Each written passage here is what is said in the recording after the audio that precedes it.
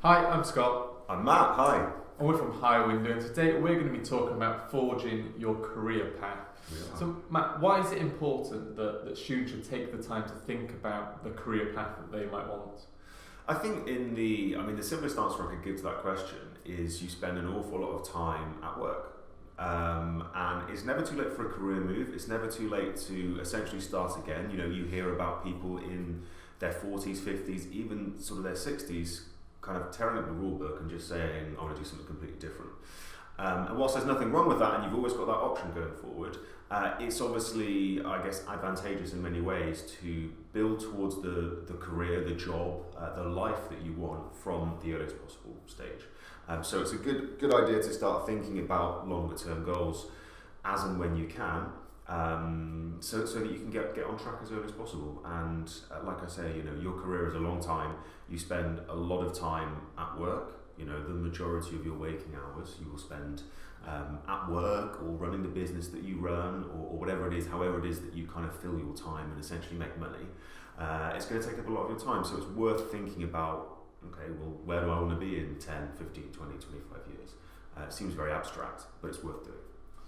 I think for all students, whether you're studying STEM or not, you know, getting some idea as to kind of where it is you want to end up helps you put one foot in front of the other. There's nothing wrong with kind of following your nose, doing what you enjoy and what you love doing in the short term, and hopefully you might end up somewhere that you want to be in the longer term. But at the same time, you can reach a bit of a balance. You know, I wouldn't ever advocate doing something you don't enjoy in the short term just because in 20 years' time you might be where you want to be. I think, you know, you essentially need to go to work every day and kind of be looking forward to the next 8, 9, 10 hours of your life. Otherwise, it's going to get old really quickly, and you might find that it's difficult to actually get through that period of non-enjoyment before you get anywhere close to that long-term goal. So I think it's a balancing act. And for students, you know, still in the midst of their studies, it can be difficult sometimes to think even 5 years in advance, let alone 10, 20. So what can students do now to plan ahead for their career?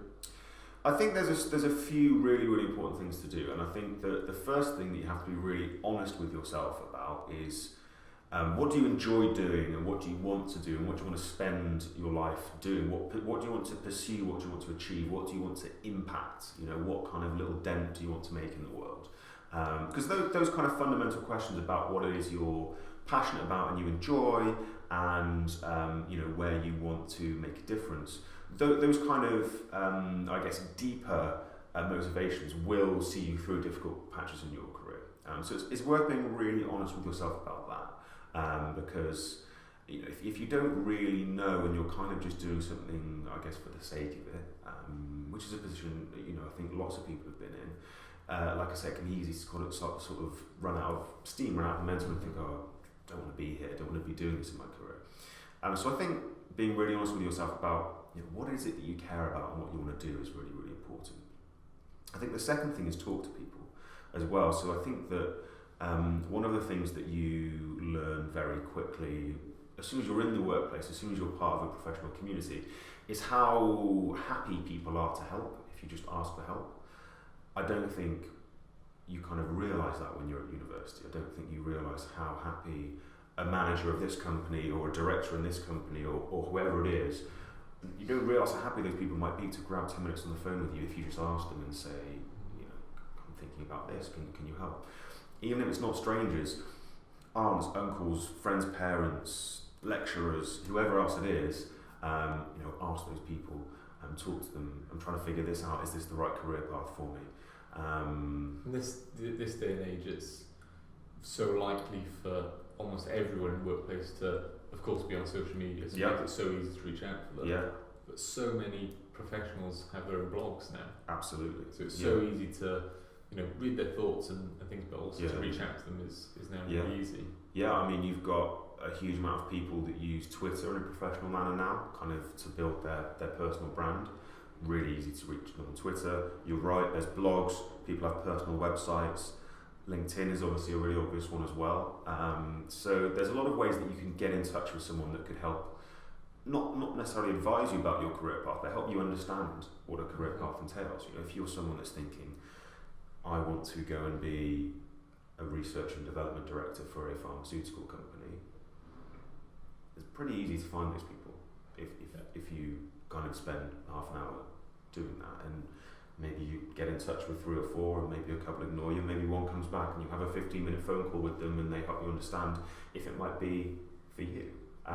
So that's kind of, those are the 2 things I would be advising the current student to do, is to be really honest with yourself, as I say, about what you enjoy, what you're passionate about, what you want to do.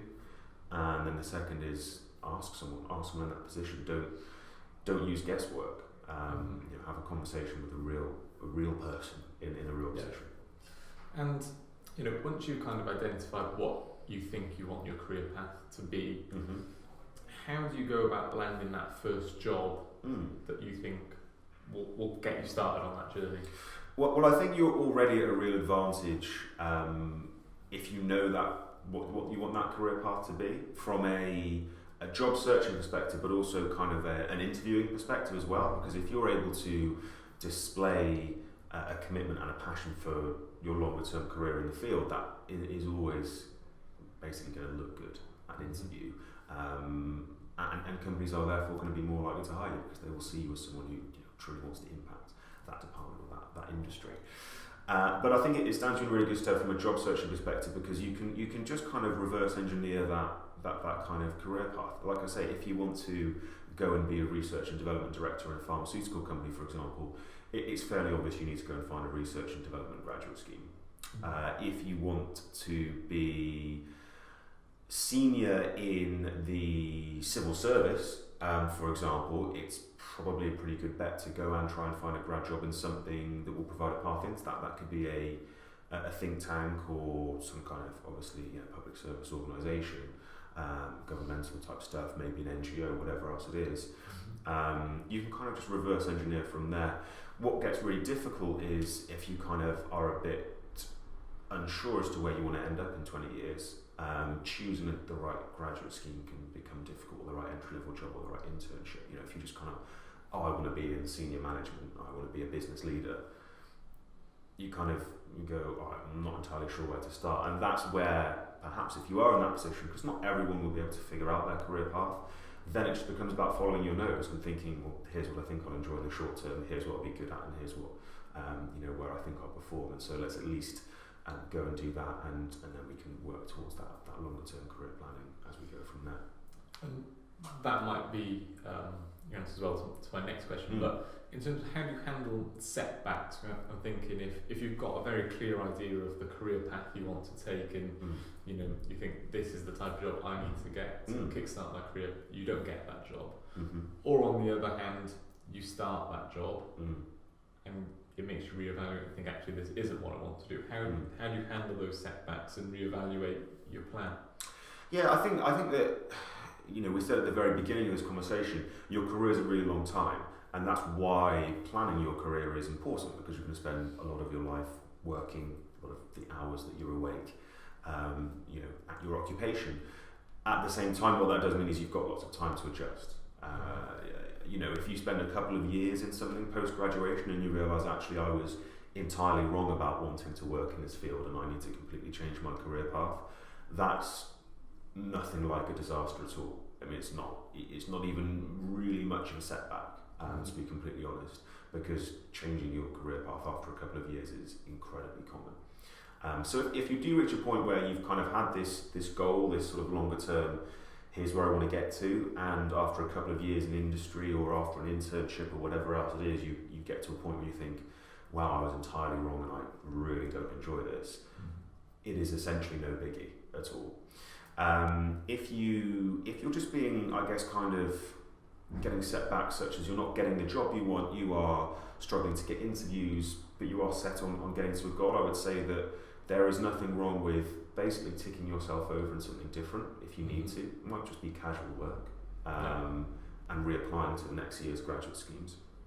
It might be that you just get your foot in the door another way, and that you say, all right, well, I want to work in X, I don't seem to be getting into X, I'm instead going to pivot and I'm going to go into Y, and I'm somehow going to find my way from there back into what I was wanting to do. So a really good example might be, if you wanted to work in digital marketing, but you couldn't get onto any good digital marketing schemes or get the right job, but you got a job offer for a PR opportunity, probably take that, get your way into that kind of broader marketing communications industry, and then work your way into sort of a marketing role.